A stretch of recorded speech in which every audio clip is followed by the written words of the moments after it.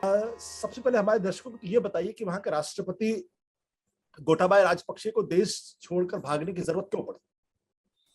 देखिए, अगर आप देखिए तो ये जो परिवार है, राजपक्षे परिवार, ये सिर्फ राष्ट्रपति की बात नहीं है। ये परिवार पूरी तरीके से श्रीलंका की राजनीति पर मजबूती के साथ काबिज था। और ये जो क्राइसिस हुआ है, ये इनके ही सरकार में हुआ है। महिंद्रा राजपक्षे जो प्रधानमंत्री थे, वो इसके पहले ही भाग चुके हैं।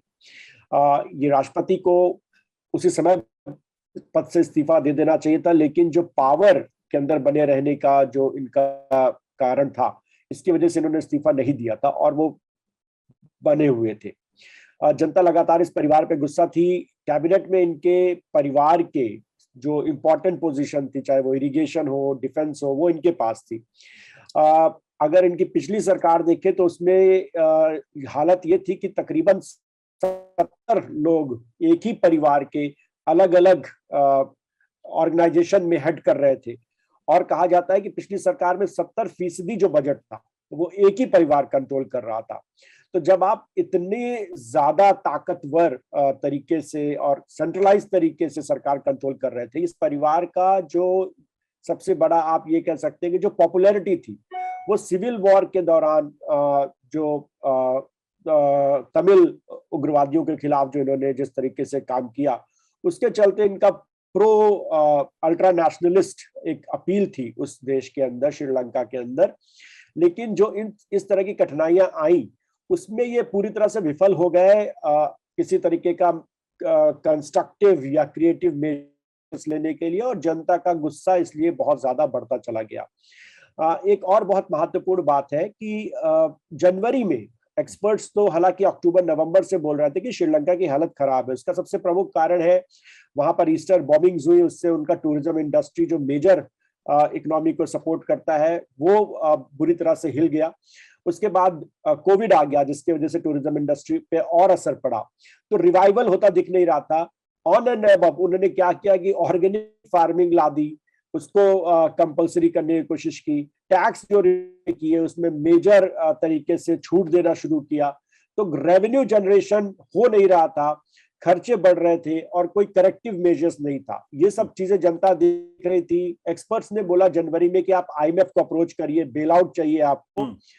उन्होंने इस सलाह को बिल्कुल नहीं माना और मार्च आते आते श्रीलंका के अंदर हालत ऐसी हो गई कि पहली बार श्रीलंका में ये एक्सटर्नल जो वो थे डेब्ट थे, उस पर उनको डिफॉल्ट करना पड़ा, जो श्रीलंका में कभी हुआ नहीं। श्रीलंका के बारे में एक और रोचक बात है कि पूरे दक्षिण एशिया में श्रीलंका का ह्यूमन डेवलपमेंट इंडेक्स सबसे बेहतरीन माना जाता था।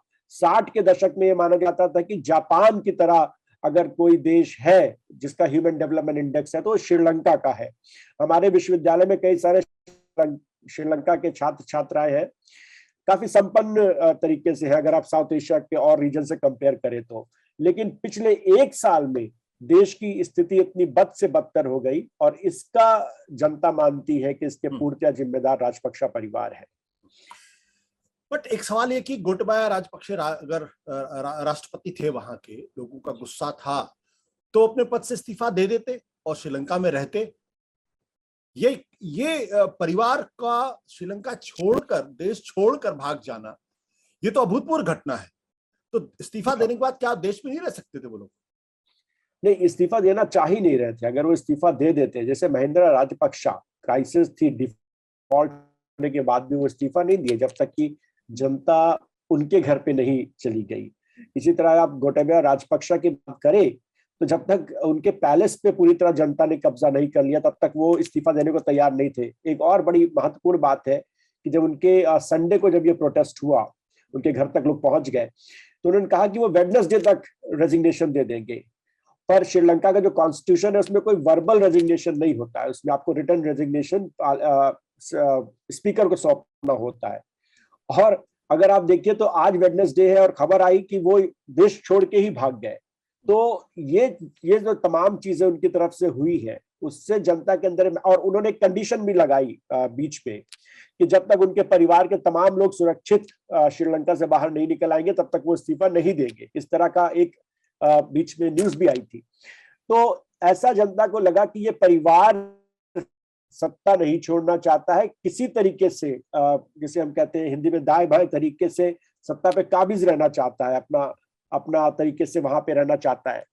तो उस चीज को लेके इतना गुस्सा था कि जनता इनको बर्दाश्त करने को तैयार नहीं थी। इनकी, मुझे लगता है कि इनके ऊपर थ्रेट था, लाइफ थ्रेट था, और इसलिए वहां पर जो सेना थी वो इनको निकाल करके देश से बाहर ले गई। तो आप ये मानते हैं कि दरअसल राजपक्षे परिवार और राष्ट्रपति महोदय को अपनी जान का खतरा था, लोगों से खतरा था, या उनको इस बात का खतरा था कि अगर वो देश के अंदर रह जाएंगे, नई सरकार आएगी तो उनको गिरफ्तार भी किया जा सकता है और फिर उसके बाद ये जेल में भी रह सकते हैं, या वाकई इनको खतरा था कि लोग इनके घरों में घुस के इनको जान से मार देंगे? देखिए, अगर इन पे इंक्वायरी होगी इस परिवार के ऊपर तो काफी सारे स्कैम्स निकलेंगे, इसमें कोई दो राय नहीं है। जैसा मैंने कहा कि 70% बजट एक ही परिवार कंट्रोल कर रहा था, ये बहुत अभूतपूर्व चीज है, खास करके श्रीलंका जैसे देश के लिए जिसका ह्यूमन डेवलपमेंट रिकॉर्ड्स वगैरह काफी बेहतरीन रहा। दूसरा यह है कि जनता के अंदर एक बड़ा आक्रोश था। आक्रोश क्यों था? हमने सबने पेट्रोल में पंप के बाहर गाड़ियों की लाइन देखी है। सारे नॉन एसेंशियल व्हीकल्स का पेट्रोल और डीजल रोक दिया गया।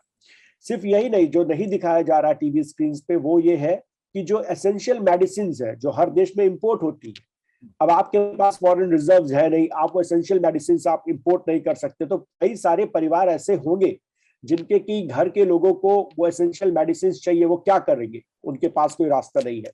इन्फ्लेशन 50% है। अगर आप हिंदुस्तान का इन्फ्लेशन, हम सब इतना बातचीत कर रहे हैं, श्रीलंका में कंपेयर करें, 11% यूके में होता है तो सरकार पूरी बदल जाती है, वहां पे विद्रोह हो जाता है। श्रीलंका के अंदर 50% इन्फ्लेशन है, एक छोटी इकोनॉमी के लिए बहुत बड़ी बात है। तो जो संपन्न लोग हैं, बहुत संपन्न लोग हैं, मेरे ख्याल से उनको तो अगर छोड़ दिया जाए तो लोग, जितने भी श्रीलंका की जनता है आज की तारीख में एक फाइनेंशियल क्राइसिस का सामना कर रही है। तो ऐसी स्थिति में इतना बड़ा गुस्सा उनके खिलाफ था। और हमें यह नहीं भूलना चाहिए कि ये एक बड़े मैंडेट के साथ जीत करके आए हुए थे। ऐसा नहीं था कि जनता इनके साथ नहीं थी 2 साल पहले, मेजर रूप से साथ इनके थी। लेकिन ये जो मिसमैनेजमेंट है, इन्फ्लेशन है, एसेंशियल कमोडिटीज का जो वहां पे स्कैर्सिटी है, इसके चलते जनता काफी आक्रोश में है और कुछ भी हो सकता था, किसी का कंट्रोल में इस समय नहीं है वहां पर जनता। सत्य हिंदी का ऐप डाउनलोड करें गूगल प्ले स्टोर पर।